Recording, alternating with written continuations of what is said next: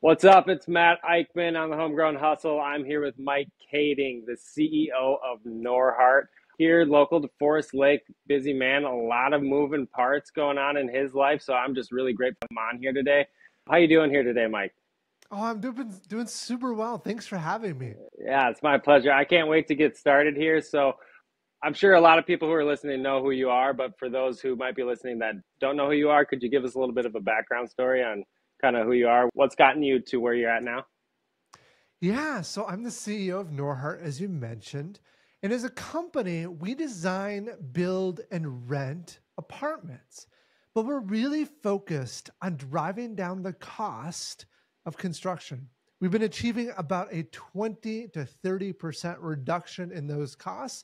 And we believe that someday we can get to a 50% reduction. But imagine what that means. That means someday your rent or your mortgage payment could be half. And that's our dream, is really to solve housing affordability in America. My It's a big dad dream. started this business, and in fact, we lost everything growing up when I was a kid. My dad was actually kidnapped in Peru, and we kind of eked back our life out of all of that. And then my dad built up this small business, and I went off to school, and I knew one thing. The one thing I knew is that I did not want to join the family business. And the reason that was is that I didn't want people to think it was given to me, right? I really Mm. wrestled with my own ego. But what I realized deep down is that I wanted to make some kind of meaningful, positive impact in the world. And I could help my dad and work with my dad take this small business to a whole nother level. So jumped in with my dad, and we grew the business the first couple of years working together. It was great. And then one day he passed away. And that changed my life forever and also set us on a whole new trajectory where in the last few years, we've been doubling in size more or less every year.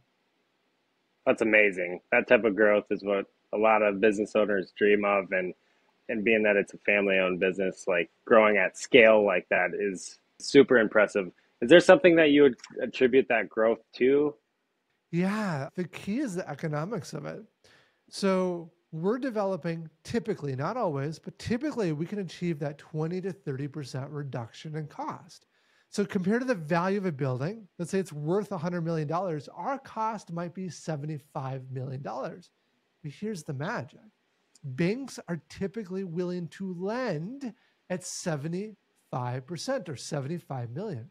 So I'm actually not limited typically by capital. Now that has changed in the last year with rising Mm. interest rates, and we've got ways that we're working beyond that. But historically, we've not been limited by access to capital. We've been primarily limited by the rate at which we can find, hire, and attract incredible people to build the right infrastructure. Hmm. Interesting. So I have so many questions about this, first of Yeah. all. So how do you drive the cost of production down? Like, how do you drive that cost 20 to 30% below what everybody else is delivering? Yeah. So if you look at other industries like manufacturing, over the past 60 years, they've improved labor productivity by 760%. During that same time period, construction has done virtually nothing at just 10%. It's awful.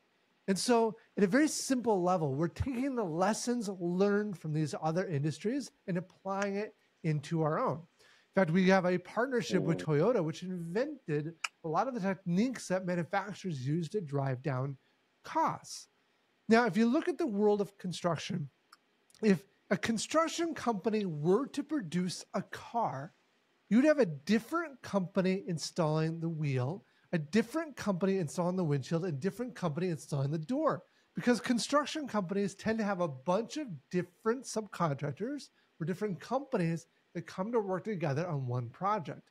Now, of course, that window company that's installing it for the car, they would call you up and say, "Hey, I got stuck on another project. I can't get out to your site Mm. for another 2 weeks." Your line would be shut down. And see, the world of manufacturing looks at us and says, "You guys are crazy. Mm. Why Yeah. the heck would you do it that way?" And our response is, That's the way we've always have done it, right? And that's Oh, not I good enough. hate that. Yes, That's I like one of my know. least favorite things.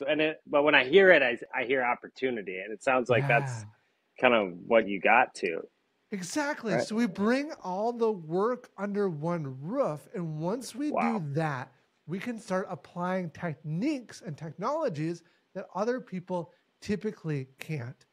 And this is going to sound revolutionary, believe it or not. But one of those techniques is the assembly line. I know. I Crazy, right? think I've heard of it.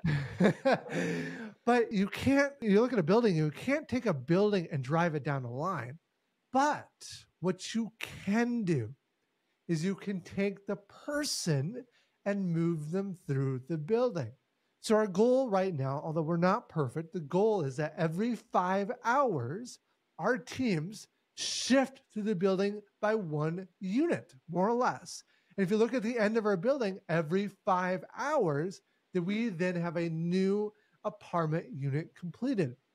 And that one technique, when done well, which is hard to execute on, but when Yeah. done well, can take a 15-month project and drive it down to 9.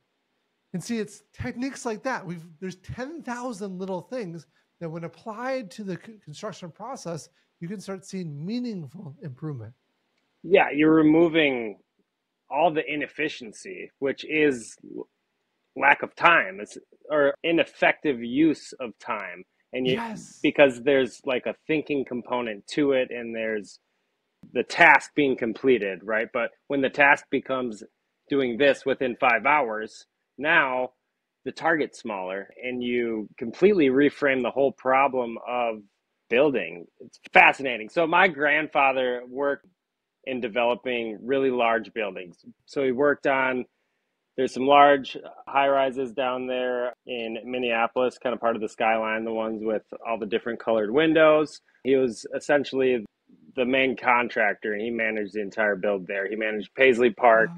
a lot of really large schools and stuff. So that Wow. whole, like, I kind of grew up around that world, and I actually worked on site with him at a few of the schools, and there's there's so much inefficiency there, right? Because the time Wow. is blocked off with this big concept, and everybody accounts for a little bit of time, a little bit of time. And now you take what can be done in 9 months with extreme laser focus, and you need a 6 month cushion to help you accomplish it. So all that cushion, like the economics of it for them is, I have a 15-month job or a 12-month job. I don't want to get done in 9 months, because then Hmm. I, like, potentially, right? So you control the entire process from beginning to end, like every single little nuance you have kind of choreographed. Absolutely. Even down to things like wall Wow. panel manufacturing, precast concrete, the large beams and columns that go into buildings. We have an engineering and architecture team, which is actually a critical part to driving down costs because, again, each one of these separate teams are in it for themselves. Nothing wrong with that Mm-hmm. as companies. But if your plumbing contractor is in it for themselves, they're going to add that time on each end. They want the entire space clear so that Mm-hmm. their work is done well. And if another trade is in the way, I've seen this before, but they will rip out the work of the other trade because they want to make a statement that you don't get in my way so my profitability is maximized. Right? It's Mm. that sort of problems that happen. But once you bring it all together, you start to see some major success. So have you had to find ways to work around that human component to all the different parts or stations of the build, and ensuring everyone works well together? Is there a strategy that you have to ensuring the people doing this work are working the most efficiently or Yeah, effectively, it maybe? actually it actually ties to the most important lesson that I've ever learned. And certainly there's systems and infrastructure that you have to get in place, and that's a huge struggle. I don't want to undermine that. Mm-hmm. But the most fundamental thing is to hire the very best people. And when I say the best, I truly mean the best. We will fly people in from other states to have them work during the week and fly them home on the weekend because they're best in the nation at what they do.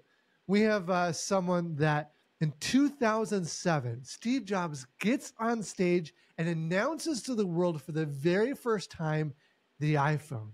Steve Jobs walks off stage after his presentation, and on that same stage, following Steve Jobs, one of our employees walks on that stage to talk to Wow. that same audience. It's that kind of caliber of people. And when you bring that caliber together, they change things.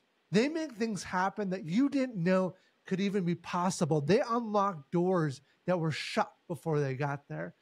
And so you bring in this amazing team, but the number one thing I hear from people is they say, Mike, that sounds expensive. And the Hmm. truth is, it is. Probably is, yeah. When you look at it on a cost per person basis. But what most people fail to understand is that the best people outperform the average by 2 to 5 to 10 times as much. And so instead of looking at it on a cost per person basis, if you look at it on a cost per unit produced, the best people are actually your least expensive. And so people feel they can't afford to hire the best. My response is simply you can't afford not to. That's deep.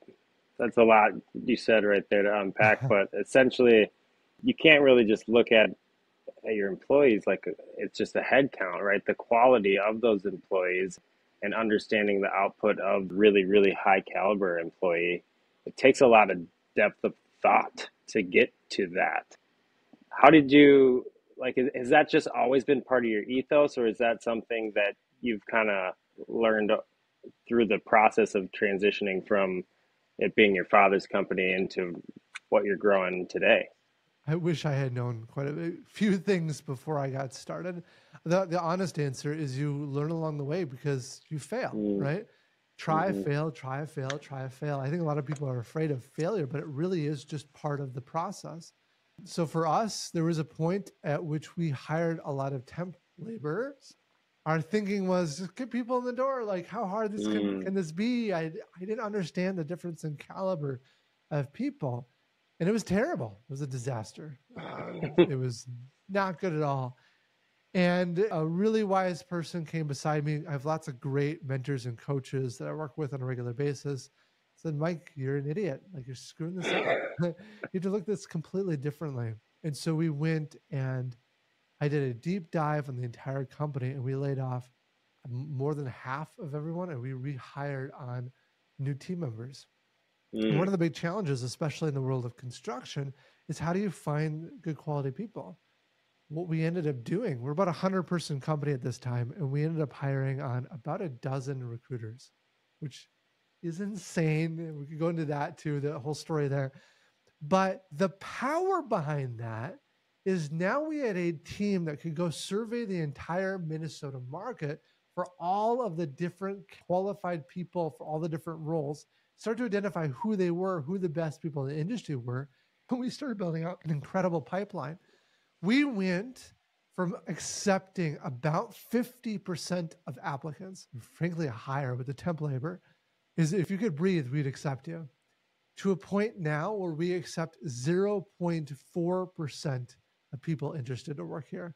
Give you some perspective, Harvard is at 4%. So we're incredibly selective, and we do a lot through that process and that selection process.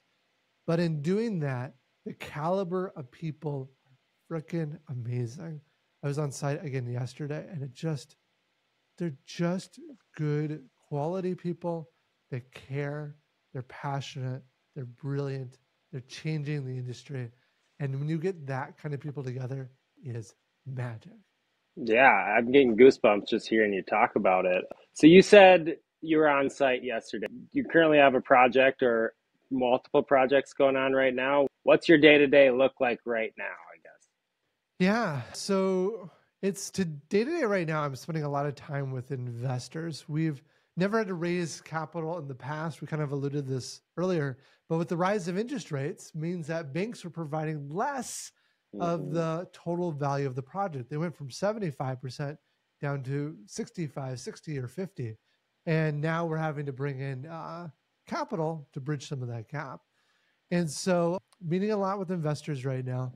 But the other great part is just getting to spend time with the team. So being on site yesterday, touring the facility, We have projects lined up just kind of back to back to back to keep our teams moving.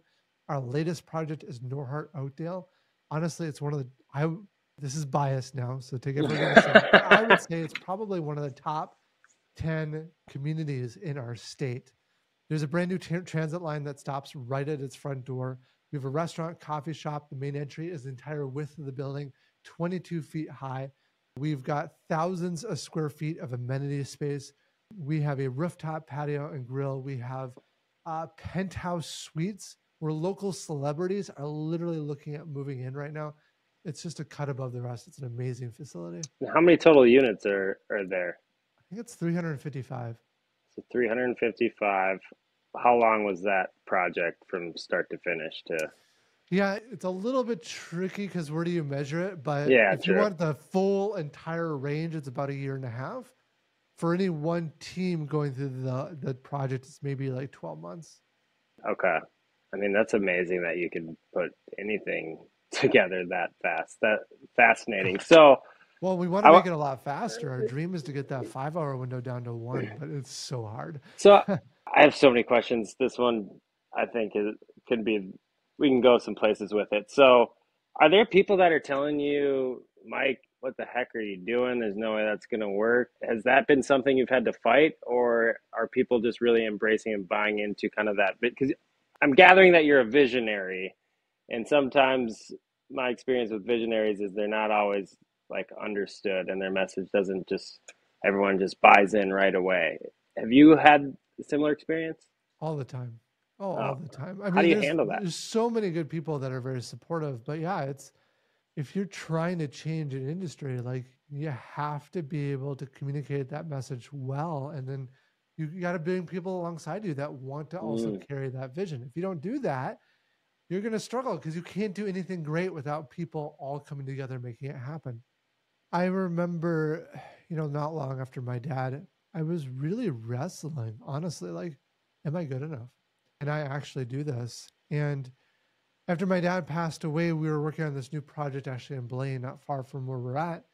And the city there really didn't believe in me. And mm. in all fairness, like I wouldn't have believed in me. Like they have very Di- legitimate reasons to do that. I didn't quite know how to work with cities yet. And Didn't have the track uh, record. yeah, I didn't have a track record. And then during the construction, we had problems. And so they actually shut me down twice. And very legitimately, it was not like any negative stuff. But the second time they shut me down, they pulled me aside and it brought me to the city offices. And I'll never forget this. They looked me in the eye and said, Mike, you're not good enough. You can't Mm, do this. You have to hire someone that can manage this project for you. And they wouldn't let me start again unless I hired that person. It was incredibly stressful. We found someone in just 3 days so that I didn't have to stop the crew. But in doing so, that's the worst way to hire. We talked about good ways to hire. That's a terrible way to hire someone. So behind the scenes, we were doing a lot of the work trying to make things happen. I remember about a month and a half or so before we were supposed to open, we had a water main that was buried 15 feet in the ground. It was 1,000 feet long, and we did a pressure test on it to test that there were no leaks. And this test is incredibly sensitive, and it could pick up that we had a pinhole water leak somewhere in this mm. huge pipe.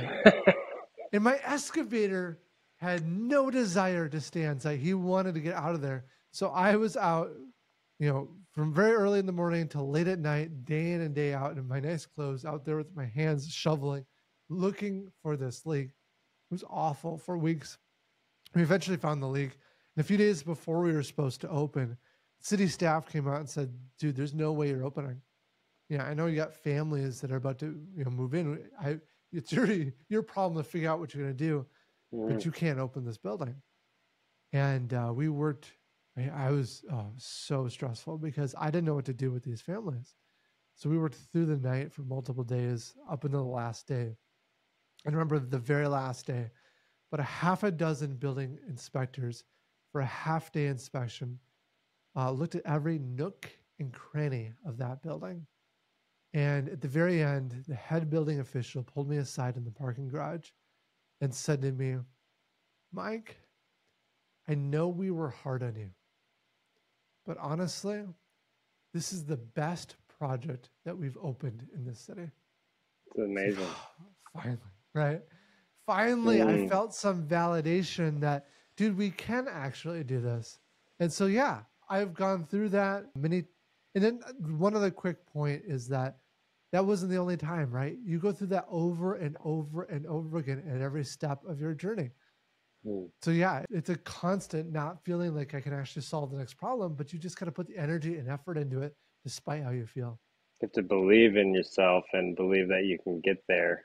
That's an amazing story. You are a very good communicator, and Mm, I love the stories that you're telling. So, if I work for you, you could motivate me to do just about anything. It sounds like. yeah. So, I want to take it back to the family owned side of things. And at one point, you said you knew one thing and you didn't want to be part of the family business. Yeah.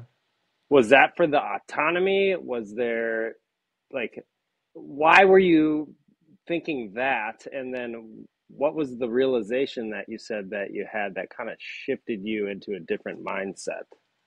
Such a good question. I knew that probably for the rest of my life, that people look at my story and would say, Mike, you're only where you're at because you had my family business Mm-hmm. as a starting point. And so I really didn't want that to be my history. I wanted to prove that I could do it out on my own, right? Mm-hmm. But what I realized is that, well, I'll tie it. So I talked about my dad dying at a relatively young age. Mm-hmm. It really reminded me how short life really is. We only live about 5,000 weeks here on Earth. And I often Wow. ask myself the question, how do I want to spend the minutes I have here on Earth? For me, it's not about leisure. It's not about money. It's not about sitting on some beach. I could already do that if I wanted to. I could retire tomorrow. Mm-hmm. What I want to do with my life is that I want to make some kind of meaningful, positive impact on the world. And so when I started looking at it from that lens, how can I give back to this world in the short time I have here on earth? I realized that taking my small family business as a starting point would save me that 5 or 10 years to get to that point Mm. so that I could have a bigger impact on society in the time I have here on earth. And so I said, my ego doesn't matter. Let's focus on impact. Mm. And just reframed the entire thing. Wow. So where was the business at that point? Like the head start that you were getting, if you want to look at it that way, like what was the state of the business then? Yeah, we had a few dozen units. We had maybe 6 or 8 staff members. All of our properties are actually here in Forest Lake, the ones that were originally built. And yeah, that's where we started, or I Okay. started. And so growing up, you had some, and I don't want to put words in your mouth, but it sounds like you grew up knowing that your father was successful, knowing that the business was some type of success, right? And maybe like other people that you grew up with didn't have that experience. Like, did you see that type of difference early on? And that's kind of what you were running from because you wanted to be part of that like friend group, if you will. Like, I'm trying to understand like some of what framed up how you were thinking, just so I can better understand that part of the development. Yeah, when I was young, we were most of my growing up, it was sort of solidly middle class, so very similar to everyone else in the world I was in. So it didn't feel any different. And in fact, when we were really young, when my dad lost, parents lost everything. My dad was Hmm. kidnapped in Peru. I mean, they were really struggling. Like, can we afford presents for the kids, kind of thing? But Yeah. they shielded us from that as well. So I didn't really experience that. Although there's pictures of me in cribs on construction sites. They put a piece of plywood over the top. And growing up, I suppose the thing that was very much part of my life is they would bring me on the sites. I'd be picking up nails, sweeping Mm. floors, that sort of thing, which today I really value because that helped give me the knowledge and experience that I needed. But yeah, it felt very normal, very average. I think for Mm. me, I always knew I wanted to do something big. And so even in like junior high school, I created this group of kids. There was like 100 of us, and we were doing special effects for like would be like movies. Now, we weren't Oh, working okay. in actual movies, but the effects we were doing were crazy for the time and for our age. So we actually got a small studio. We built like sets. We'd have like pirate ships, blue screens. We had a costume department. We had a team of 3D animators. We actually built out like You, there was a scene with a skyscraper and helicopters crashing in, and like the main character is like dodging these hot helicopters crashing around. We got a bunch of volunteers to come on. So we did a medieval film as well. A bunch of volunteers to come on location with us. It was actually in Stillwater, like run down this giant hill, like have this giant like fight scene with medieval stuff. It was yeah, it was that sort of thing that we would pull together and do. And it was crazy because, I didn't know how to animate. So one of my good friends, who's kind of my right-hand man, him and I would stay up like all night long reading the manual for how to 3D animate. It was this giant book because, mhm. the internet wasn't much at the time. There's certainly no videos on how to do it. We read the book. And then the next morning we'd have a bunch of kids, these like junior hires come in, and we'd be teaching them what we learned about 3D animation the night before. It was that sort of Just thing like going that. on. So you're good at you. So you were a leader at a young age. You said junior high, like you're That's doing where it like started. Yeah. wow. So you had that type of pull and ability to communicate with people to get them moving in a direction. I Um, had no idea how to lead at that age, but I Yet just people knew I wanted to followed. do something cool. And a bunch of people like wanted to do it with me. So we all just did cool stuff. I feel like you're downplaying that a little bit. Maybe maybe I'm wrong, but Well, I uh, actually remember when I was young being invited to speak about leadership to, it was like a university class where they brought in, it was a class devoted to learning about leadership, and they brought in a variety of leaders at different stages. And I remember in that class telling them everything I knew about leadership. And here I thought I knew a thing or two because I mhm. led these teams. But looking back from what I know today and looking at my answers back then, I knew nothing. Like my answer is like, hey, I do something cool, and then people, yeah, they just come beside me and we start doing Mm. stuff cool, right? Like, oh, there's so much more to it than that. I think that's a good kind of litmus test to see like if you're growing overall. Like looking Yeah. back and like if you are believing the same thing you believed at that point and you're like, yep, that was a great idea. Well, then the amount of progress you're showing maybe isn't that much. Fascinating. So, with where you're at right now, beginning of 2024, like what are your goals for Norhart in 2024 and then moving forward? Yeah. So, I mean, our long term dream over the next decade is to reach 192,000 units under management with a 60,000 unit per year construction pace. At that point, we're producing enough units into certain markets that we're having an impact on the supply and demand balance for housing. And once we start Mm, doing that, providing enough supply to a given market, that's when you'll see prices start coming down naturally, not just for our own residents, but for everyone within those markets. So that's the long term dream. That's how we actually solve housing affordability. In the middle term, we need to be building up that capacity. And Elon Musk talks about how it's hard to produce a car, but it is 10 to 100 to 1,000 times harder to build the system that builds that car. And oh my gosh, it's mm, so incredibly true. You can look at the scars all over me. And then the short term realm is the world of interest rates, right? Interest rates have risen, bank loan proceeds have gone down. And so now we have to pivot. We've built this entire company valued at something like $240 million today, entirely on our own. Like I own, and my wife own pretty much all of it. And that is changing now. We're now allowing investors into what we're doing. But now I've got to learn the skill set of mm, finding and raising money from investors. And so one of those things that we're doing is something called Norhart Invest. It actually allows anyone to invest in what we're doing. And we offer fixed rates of return that are quite good. You can lock your money up between 6 months and 5 years.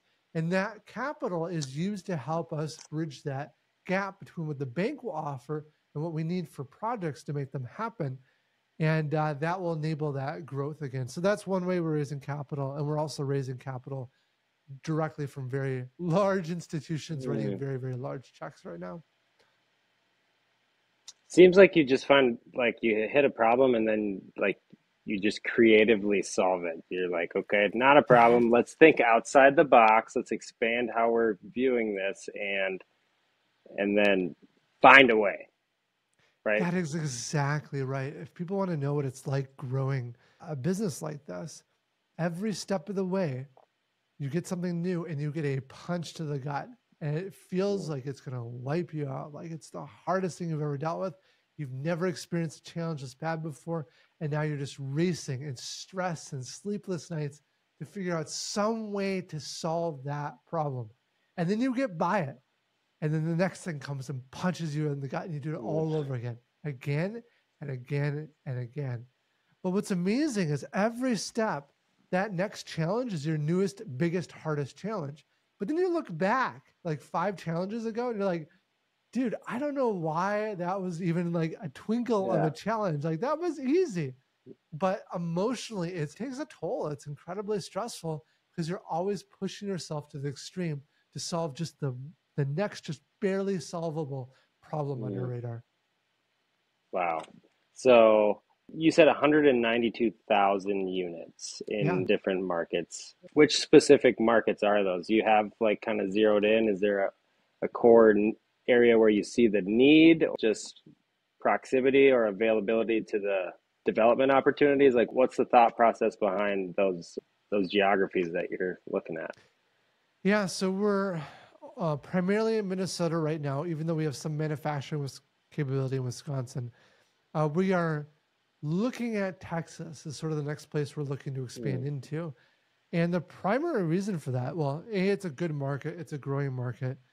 But the bigger thing for us is we're thinking about production. And so if you look at Texas, there is 3, 4 major cities, all within about 3 hours of driving from each other. Tremendous amount of population there, a lot of room for growth where we don't need to expand a lot of production capabilities all Mm. across the country. The other interesting thing we're looking at is moving some production capabilities outside the United States and delivering some components of those products into the United States. And so Texas gives us closer proximity to Mexico.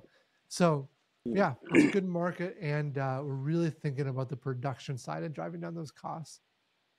It's amazing. So you're thinking such a macro scale with that type of thought process, but then early on we were talking down to the micro 5 hours of a project and being able to kind of flip from this side to like the macro economy down to the microeconomics of the entire process. That's a really unique muscle to have to exercise. Is there some type of practice that helps you be able to do that? You know, in college, I remember, so oftentimes, so at the University of Minnesota where I went, I graduated summa cum laude honors, and but I would take so the normal full load was 16 credits. The maximum you were allowed to take was 20 credits. It's Mm. special approval to go beyond that. I would often do 21 credits plus a full time job, but the most intense time that I want to see how far I could push myself, and for half a semester, I took the equivalent of 27 credits. And I took the hardest classes I possibly could find. The hardest one was honors abstract algebra. And the University of Minnesota has got a really strong math program. And Hmm. the people in that program were literally like geniuses. This was a graduate level, honors level math course that didn't deal in numbers, it didn't deal in letters. It was entirely proofs. And I could barely make it by. But it just putting myself in those situations that really incredibly stretch me, that's what I morbidly enjoy. It's incredibly stressful, but that's what gives me some of these skill sets that I need to like kind of go up and down the ladder and seeing these different things. You know, I'm not exaggerating when I say this. I shoot for about 20 hours of learning per week. In my normal work week is something like 70, 80 hours on a normal week. It gets to 100 plus when it gets bad. But 20 hours of education a week. How in the world do you fit that in? Pretty easy. Under Drive, put an audiobook, put in a podcast. During my workout, I run 15 miles every Sunday. It gives me some time to listen to some more podcasts and things. At night, as I'm like in my relaxing time, I'm often watching documentaries so I can learn and see like and discover new things. And then as I'm falling asleep, I pull up YouTube. It is shocking how much you can learn on Oh YouTube, yeah. right? So I'm learning, trying to learn the skill sets of the area that I am now exposing myself to so that I can become strong or proficient enough in Mm. that area so I can have a meaningful insight, conversation, and dialogue with the people I'm working in with that part of the business. Being able to speak their language. What's the Mhm. newest thing you've started to learn? So the newest thing that I'm working a lot on right now is marketing in particular. So Mm. we're raising money with Norhart Invest. Got a great strong offering. We got a great set of initial investors, got a good base of money. But how do you scale that up? And so in theory, you can put more marketing dollars into those advertising. So Hmm. places like Facebook, Instagram, Google, elsewhere to drive traffic to Norhart Invest. Once you get them there, there is a sales process, an investment process that they go through to get Exactly. comfortable with you. But how do you build up that system to generate the rate of return, the ROAS that you need to see in order for the cost of capital to be low enough? And it sounds, fairly simple on the surface. Put an ad up, talk to some investors, you're good to go. To do it well, to do it at a Hmm. world-class level, to really drive down those costs, there is so many details. And so, yeah, I'm taking a lot of classes in marketing, a lot of classes in sales, and then just getting in the weeds, building up the systems. There's a lot of automation and infrastructure. There's AI involved. Hmm. It's pretty cool and a lot of fun. And marketing is something that I'm super passionate about. I go Yes. down so many different rabbit holes to get to like the super granular side of things. And then it's like once I get to the most granular part of a process, then something clicks and then I kind of zoom back out into the big picture. I see a lot of, or I'm hearing a lot of similarities in kind of how you learn and how I go about learning. So there's an immense amount of focus on your time then and the value of your time. How do you think about your week? Like when you're going into a week, do you have some type of triage where you look through and prioritize, or is it structured weeks ahead of time? Like what's your process there? Because you're obviously really efficient with your time. You slid, I run 15 miles every Sunday in there somehow and just like kept on going. So I'm trying to understand like how your brain works a little bit because you you're a top performer in more than one area from what you're saying. Yeah, such a great question. And in fact, I think my team calculated once for me just the opportunity cost of my time. It was something like $10,000 an hour. It was insane. One of the most important things I have found is creating the right set of habits because you only have so much time in your brain to actively think about Mm-hmm. what you're doing. So you got to set a baseline of habits so you just don't even think about those activities. You just know they're the right activities for you to do. So basic habits for me, I go to bed at the same time every night unless something really bad is happening. Wake up at the same time every morning. I do my weight training workouts. I do my cardio, the 15-mile run every Sunday. I know what time it is, right? Like I don't even have to think about it. It's like just my body Mm-hmm. naturally gets out there and starts running. And so, I'm home at the same time every night. And it's important to me because I have got to spend time with my kids and putting them to bed. And then Mm-hmm. my daughter loves to make me up at 5 in the morning on Saturday and Sunday to play a Super Mario Wonder with me, and we get to goof off. Like that time is really important. So my wife doesn't always love my habits because like it's kind Mm. of regimented, Oh yeah. um, but that helps me a lot because then I can then hang the rest of my activities on top of those habits. And then I really think about what's the levers in the business that if I spend time on will have the biggest impact to helping us improve and go where we need to go. And so right now it's on capital raising. So that's where I'm spending a lot of my time. But so that's probably half of my quote unquote free time. The other half of the time is in managerial stuff. So it's the Mm, team meetings, the one-on-ones, the coaching, the orientations. I do orientations because mm, it's really important to build that connection with your team when you yep. start. So it's stuff like that that kind of fills up the remaining part. And then you're a dad and a husband.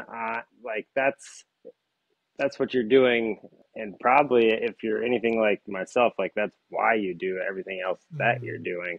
So I know your daughter has a YouTube channel also that isn't just a couple videos here. Like actually, like you don't do anything like a little bit. It seems like. Yeah. So my daughter one day just started bugging me over and over again. It was, well, weeks, but Dad, I gotta start a YouTube channel. Dad, I gotta start, I'm falling behind, Dad. I need a YouTube channel. She's 4. Wow. uh, and so she wore me down. I said, fine, we'll do one video. We did a video. She wanted to do the gummy food versus real food challenge. And it was a lot of fun. And then we started just doing videos, right? And one of my favorites, she's coming up with these crazy ideas, but one of my favorites was we call it the candy truck video, where we filled a dump truck full of candy and then drove around Forest Lake, giving it out to Get kids in the neighborhood. And then we ended up donating the remainder of it. Yeah, and there's a video that's gotten just a tremendous amount of views. It's so simple. We just called up the police department and said, "Hey, would you be willing to do a video with us? Would you be willing to pull Claire and Emma, our 2-year-old, over because they have this like little toy car?" So they pull her over and give her a speeding ticket, and it's a short 1-minute video, and it's just exploded. But yeah, it's been fun to see that grow and fun to see her be so passionate about it. That's amazing. I mean, sounds like the apple doesn't fall far from the tree with your daughter. She's getting after it, 4 years old, trying to My do her gosh. own thing, find her own path. Maybe a little bit like how you're feeling. Do you think Yeah. that they'll ever want to be part of the family business? Is that something you see in the future of Norhart, or is that not even That's part of the thought process yet? such an interesting question. I want to mention one thing first though, and that is that what's interesting is there's a whole new perspective now I'm having of being a dad of a kid who's trying to do something cool. And that is, I'm on the news, fairly often or whatever, and it's a little nerve-wracking to like get to a point of being on LA news or something like that, right? Hmm. And getting the skill set to do that. But for some of the videos, the news is now, reached out to Claire and actually had Claire on the news. We were on a radio. We actually went to the radio station not that long ago and sat down, and I had way, way, way more anxiety being a dad of a kid being on the radio than I ever did being on the radio. And because at one point she's super excited, and the next point she's like, I don't want to do it. Like, Mm. gosh, she's only 4. Like, how do I manage this so that she can actually do a Yeah. good job Hmm. being on the radio? It was terrifying. But yeah, would she ever be interested in doing this? I don't know. And one thing I never want is I don't want the business to suffer if by putting your family into that business. Yeah. It's often said that the first generation builds it, the second generation maintains it, and the last generation destroys it. Hmm. And I don't want that to be our story. But at the same time, I'm really wrestling with the fact that, like, when I grew up, I was on the sites, right? I had to live there because that's the only place. There was no Yeah. childcare. They had me out there. Like, I'm in a much different financial position than my parents were. And as a result, like, am I creating an environment that my daughter doesn't get to learn that same challenge? Right? She's not on Mm. construction sites. It's illegal for me to bring her on a construction Yeah. site. Um, and so I'm nervous about that because she's not getting that same experience. So I wrestle with it. Yeah, it's similar. So I see some parallels. I took over my father-in-law's pest control business, and now I have children of my own. My My son's 6, my daughter turns 4, and then I got another daughter who's 1. And I have people ask me that all the time. Like, it's, well, are you teaching them to take over the family business? And I'm like, I'm just trying to teach them how to human right now. Like, they need to know how to be able to navigate the world. And for me, like, it really has to be their choice, their decision. I feel Mm, like I would battle with my parents a lot as a developing young man, and I'd never liked something being forced on me, and that I yeah. would always like do the opposite, which was made my parents' job really easy. And that was a little sarcasm there. Yeah. So what I'm trying to stay as far away from forcing a direction and really just letting them see what I do, and then listening to like what they care about, what they like. Like if I force my son to want to be part of Abracadabra and he hates it, like Mm, is that going to make me happy? No. no. Like that's not what I want for my children, and it's just such a it's a dynamic thought because as soon as it's like the next generation, you can't as easily separate emotion from that thought process now, which we try so hard to do in business. So whenever I talk to somebody who's in the second generation of a family business, I really try to learn as much from them as I can. I've learned a ton from you in this Mm. time. We're going on the end point for our conversation here. Is there anything else you want to say to anyone listening to the Homegrown Hustle? You got a lot going on, so I want to make sure you get the opportunity to get your message out there and we can bring some value here. Yeah. So we talked a little bit about the investment opportunity. If you have a chance, visit norhart.com. That's NORHART.com. Click on invest and learn a lot more about how you can earn great rates of return. And then the second thing is we have our own podcast called Zero to Unicorn. It's about the journey of small businesses growing to $1 billion scale. And one of my favorite guests was Michael Usland, who's the originator and executive producer of Batman. And it took him, he was able to buy the movie rights to Batman when he was fairly young by pulling some investors together. And it took him 10 years, 10 years of pleading with people, begging, getting doors slammed in his face, people telling him he can't make a dark and serious superhero movie. But he kept with it that whole time. And in doing so, he created a genre, the superhero movies that we see today. And his story is so inspirational. But we have incredible guests, billionaires, and amazing people that come on that show. So Big definitely go thinkers, invest. right? That's Yeah, amazing. exactly. Awesome. I'm going to check it out for sure. Are there any social media channels, anything like that, that people can find you on? Yeah, just check out Zero to Unicorn, Norhart, and then if you want to see my personal accounts, it's simply Mike. Awesome. Thanks again, Mike. Really appreciate you coming on Homegrown Hustle. Oh, almost forgot one more thing before I let you go. If you had to define the word hustle for us in terms of business, how would you define that word? It means repeatedly picking yourself back up after getting punched in the gut over and over and over again. It is a huge challenge to make anything actually happen and become successful. And giving the dedication and drive it takes to make that happen is to me hustling. Beautiful. Thank you so much, Mike. I really appreciate your time today. Thanks for having me. Pleasure.